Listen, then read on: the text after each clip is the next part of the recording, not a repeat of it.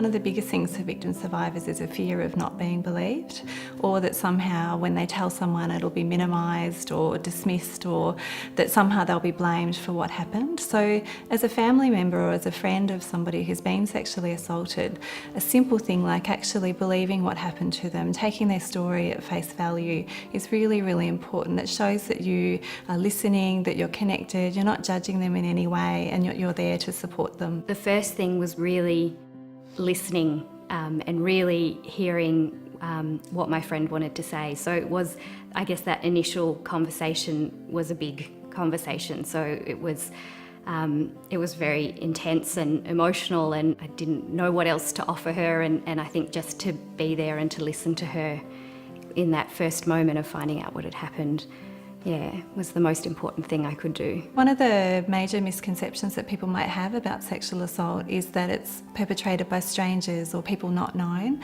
but the reality is for the vast majority of victim survivors, the perpetrator is known to them, which means often it's somebody within the family or close family friend. Family and friends can help, sometimes just by simply listening. We don't need to have someone there sitting patting our hands the whole time. We need someone just to listen, to hear what we have to say.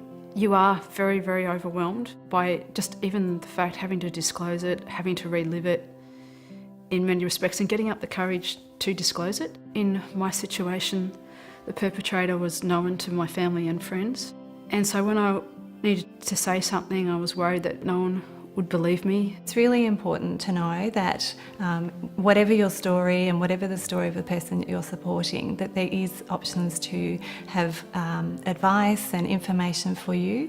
And if you're feeling distressed or upset about what's happening, and that's really common, that you can access support from a specialist service as well. I think it was really helpful for me to take on some of that responsibility for finding out what could be done about sexual assault and what help was out there, and to do some research and discover that there actually are specialist services and that they provide support both to people who have experienced a sexual assault but to friends and family. And so I was actually able to access that service and get some guidance and advice. Sometimes as family and friends we have ideas about what's helpful, and that might be for that person to contact the police, or it might be for them to have no contact with the police.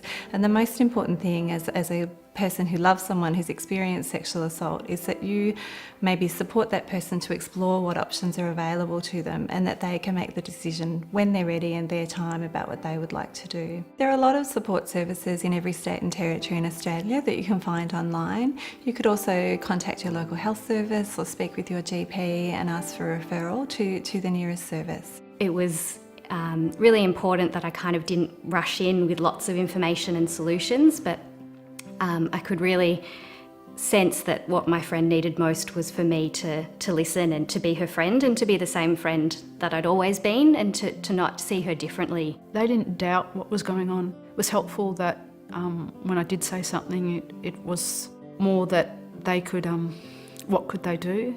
I still haven't told them everything, but it was good that after I did speak to them is that I've still their sister, their daughter, and just a friend, and that's what I needed. One of the key messages for family and friends who are supporting a victim survivor is to know that there must be something special in your relationship for this person to feel like they trust you, and that you can support them with their story. You can still continue to be a family member or a friend, that sexual assault is a part of this person's story, it's not all of their story. If anything, the experience of being able to navigate such a thing as sexual assault, and being able to be there for your friend and to offer some support and to really hear what that experience was like for them and be there for them. I think it's actually maybe brought us closer together. I don't want to suggest that good things necessarily come out of sexual assault, but that I think when you're there for the people in your life, when terrible things happen, it can actually bring you closer together.